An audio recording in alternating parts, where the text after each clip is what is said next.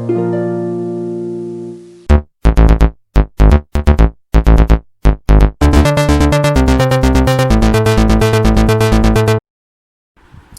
बच्चों, a very good morning to all of you. Let's do chapter number 3 exercise 3.3 sum number 1 part 2.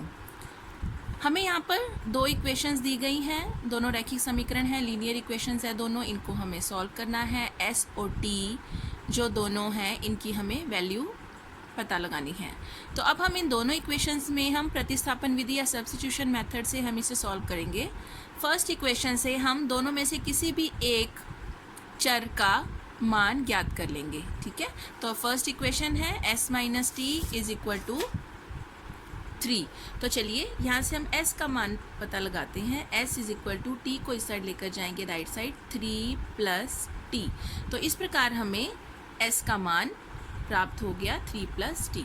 एक बात हमें प्रतिस्थापन विधि में बहुत ध्यान रखनी है बेटा कि हम जिस इक्वेशन को यूज़ करके हम वैल्यू निकालते हैं उसकी वैल्यू हमें सेकंड इक्वेशन में पुट करनी है, उसी सेम इक्वेशन में पुट नहीं करनी है. ठीक है, अगर हम इसे हम फर्स्ट इक्वेशन में ही पुट कर देंगे तो हमारा आंसर 0 आ जाएगा. ठीक है बेटा, तो इसलिए फर्स्ट इक्वेशन से हमें s का मान 3 प्लस टी प्राप्त हुआ जिसे हम सेकेंड इक्वेशन में रखेंगे. Put in equation number 2. ठीक है, तो अब हम देखिए s की जगह पर रखते हैं 3 plus T upon 3 plus T upon 2 is equal to 6 upon 1 लगा देते हैं. एलसीएम ले लेते हैं, 6 एलसीएम आ गया. 2 into 3 plus T plus 3 T is equal to 36. ठीक है बच्चों, चलिए अब हम एलसीएम हमने दोनों बोथ साइड्स लिया है तो एलसीएम हमारा ख़त्म हो जाएगा. 3 plus T plus 3t is equal to 36. आइए 2 को मल्टीप्लाई कर लेते हैं अंदर. 3 2 ज़ा 6 plus 2t plus 3t is equal to 36. इन दोनों को प्लस कर लेते हैं. 6 plus 5t is equal to 36. 5t को यहीं रहने देंगे क्योंकि हमें t का मान प्राप्त करना है. कांस्टेंट टर्म 6 को राइट साइड पर लेकर जाएंगे जो कि यहाँ पर 30 बन जाएगा.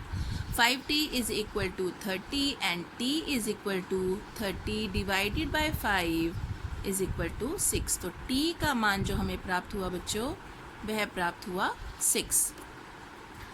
इसी प्रकार जब हम t के मान को s की वैल्यू में पुट करेंगे तो यहाँ से हमें s का मान प्राप्त हो जाएगा. तो आइए करके देखते हैं. यहाँ पहले हम लिखेंगे put value of t in value of s. Right, तो चलिए यहाँ पर लिखते हैं हम s is equal to 3 plus t के स्थान पर रखेंगे 6 तो s इज इक्वल टू हमें प्राप्त हो गया 9. तो देखिए बच्चों, इस प्रकार प्रतिस्थापन विधि द्वारा सब्स्टिट्यूशन मेथड द्वारा हमने t और s दोनों की वैल्यू प्राप्त कर ली और यही हमारे रैखिक समीकरणों का हल है.